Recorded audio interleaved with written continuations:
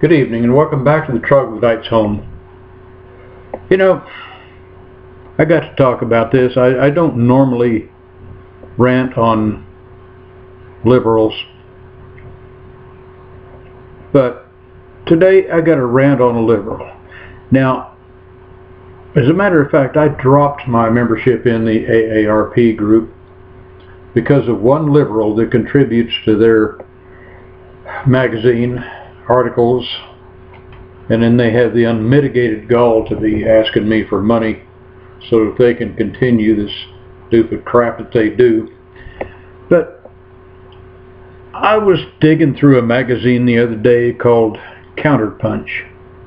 It's a liberal magazine. Sometimes I read their shit, just see what they're up to. And I'll tell you what, I came across an article by a gal named Judith Levine. Now, she claims to be a professor. I don't know if she's a professor. Haven't had time to check up on her. Not going to. Not that interested in her.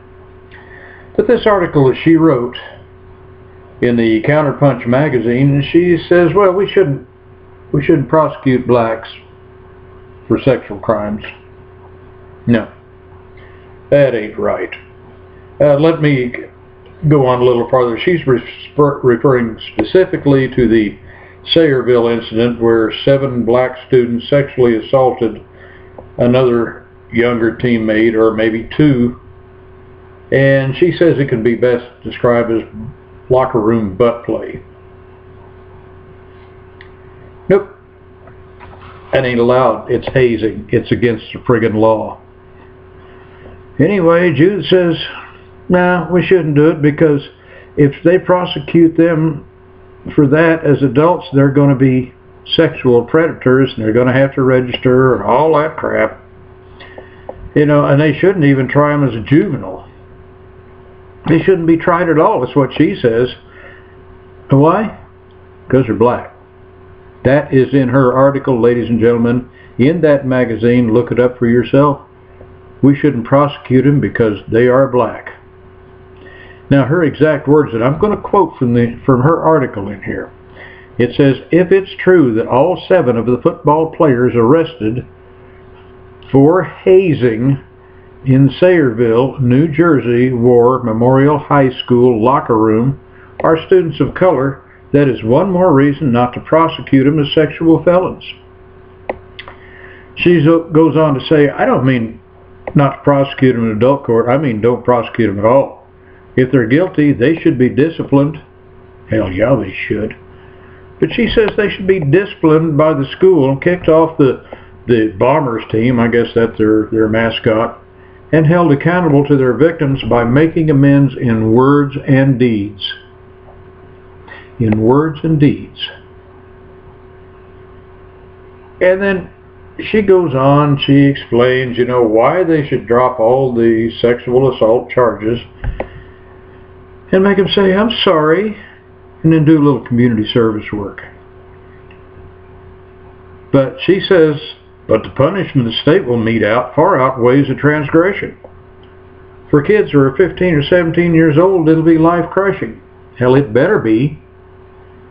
She says, yes, more life-crushing even than being punched, kicked, groped, or subject to an unwanted finger inching into your anus. Wonder how she'd like a finger inching into her anus if she had changed her mind. It's bullshit. Then she quotes there's 785,000 Americans on the sex offender registries, and they're all but banished from society. Well, they should be. They've committed vicious rape at gunpoint, or urinated on a tree, or chatted online with a federal agent masquerading as a teenage girl. Yeah. All that shit's against the law. Now, maybe pissing on a tree is, you know, we've all done that. Hell, I did that last week. You gotta go, you gotta go. But I didn't stick my finger in anybody's butt. Then she goes on to question if the legal system should continue to lock people up. if they're black or brown skinned, and she says, well, they ought to give them a free pass to anyone black or brown, because the system's already flooded with black and brown kids. So we shouldn't lock up any more black or brown kids regardless of their sexual crimes. Now where in the hell does she get that? She says, a nation already overflowing with prisoners, both juvenile and adult, the vast majority of them black and brown. Do we need to lock up more black and brown kids? And then she ends her article. Oh my God. You know, I'm almost sick reading this thing, but I'm going to read you just a little bit more before I go on my tirade. She said the sex offender regime is cruel and unusual punishment, excessive even for people who've committed heinous crimes. For these teenagers whose sex crimes were to grab some ass and maybe stick a finger up that ass is massively disproportionate penalty, a life sentence before their adult lives have begun. And then she asks, what are your thoughts?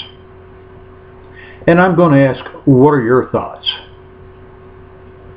Because this woman, she should not be contributing to any magazine. For God's sake, the magazine shouldn't take an article like that. Now, that's stupid. You know, there are enough people walking around here with their lives ruined, with their minds clouded because somebody did something sexual to them. They didn't invite it. They didn't invite it at all. But they got it, and they didn't want it. And now their mind's fucked. But shouldn't put them in jail for it because they was just having fun sticking their finger up your butt. But that's horseshit. And yes, I did use that word, and you people that can't stand that word, I'm sorry. But that's what it is. You see, there are too many liberal people walking around on this earth saying, well, don't put people in jail. We shouldn't put black people in jail. That's what the current occupant of the White House says. You know, be easy on the black guys. You know, let them out of jail. Just give them half the time. Be easier on them in school. You know, the laws were made for everybody. When our forefathers wrote that Constitution, they didn't say, well, this part of it's for black people, and this part's for white people, and this part's for European, and this part's for Mexican. They didn't say that. They said all men are created equal, and that's what equal means. So if you do good, you get patted on the back just like the next guy. If you do bad, get your ass thrown in jail just like the next guy. Anyway, thought I'd talk to you about some stupidity, and yeah, it's stupid. I don't think I've quite seen anything so stupid come out of AARP, but when I saw that, and I saw that she was associated with AARP, and then I looked back and I remembered AARP is asking me for money.